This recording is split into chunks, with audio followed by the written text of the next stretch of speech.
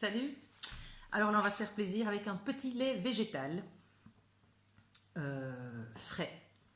Donc ce matin, j'ai mis dans mon blender une petite poignée d'amandes. Je ne sais pas si on voit que l'eau est un peu rosâtre parce que j'ai mis les amandes avec la peau, parce que j'avais la flemme de les avoir pelées avant.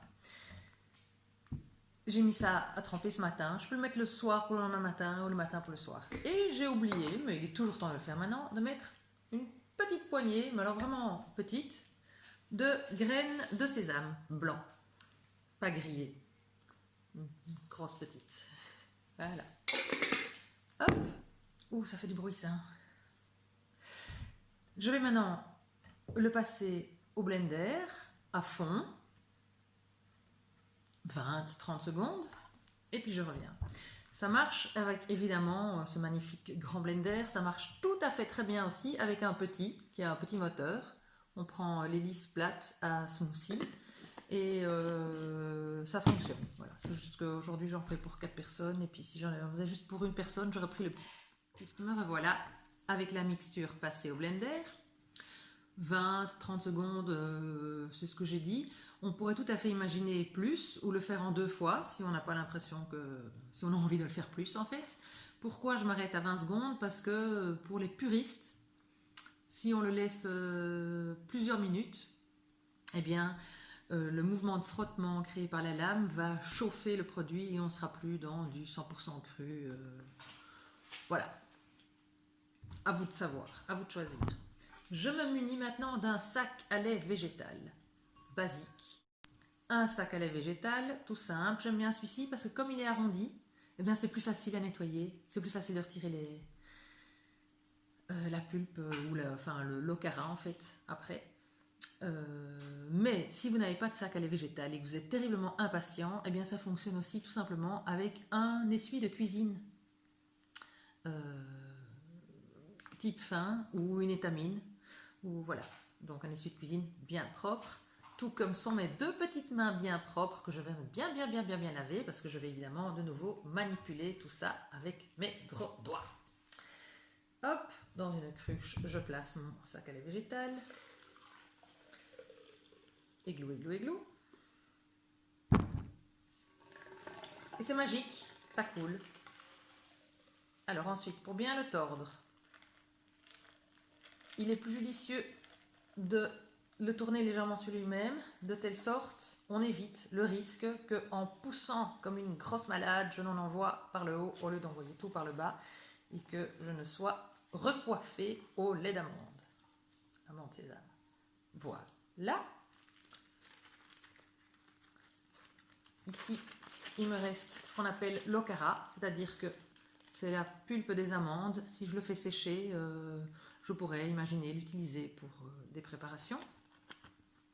Mais ce n'est pas le but aujourd'hui. Je pourrais complètement décider de le consommer comme ça. Là, c'est bon, j'ai mon lait d'amande. Mais je ne suis pas comme ça, évidemment. Je suis une grosse gourmande. Donc, c'est pas mal, c'est bon, mais je veux faire mieux. Donc, je vais le remettre dans mon blender. Clac! Et y ajouter un petit peu d'huile végétale, première pression à froid aux oméga 3, parce que comme tant qu'à faire, voilà. Moi j'aime bien cameline parce qu'elle n'a pas beaucoup de goût. Hop, flouche, comme ça, au pif. Un petit peu de sel, j'ai du sel rose de l'Himalaya, une petite pincée de sel. Un sucrant. Bon voilà, ici j'ai un peu de sirop d'agave, voilà, cru. Ça pourrait être du sirop d'érable, voilà. Ou celui que vous voulez. Et une petite goutte d'arôme de vanille. Et je vais maintenant remettre le tout sur mon blender. J'ai mis de l'huile parce que ça donne un petit côté un peu plus gras, un peu plus moelleux, qui ressemble un petit peu plus à du lait, à la consistance du lait de vache tel qu'on le connaît. Du sel, du sucre, de la vanille pour ressembler plus aux laits végétaux qu'on trouve au magasin. C'est pas pour rien. Dans les magasins, ils savent très bien ce qu'il faut faire pour que les gens achètent, donc c'est pas forcément une mauvaise idée de suivre leurs intuitions marketing. Sauf que moi, j'ai pas mis n'importe quel sucre, ni n'importe quel sel, J'ai choisi la proportion, voilà. Et ensuite, eh bien, je le mets en bouteille. Hop, je rebouche la bouteille et je la conserve au frigo 2 jours maximum.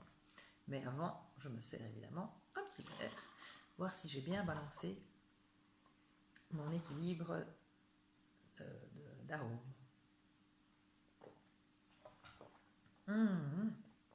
Pas mal. J'aurais pu mettre un rien plus de sucre, tiens. Mais ça dépend des goûts. Voilà. Et alors, j'ai rajouté, comme vous l'avez remarqué, du sésame blond non grillé. Parce que les graines de sésame sont terriblement intéressantes au niveau nutritif, au niveau calcium en fait.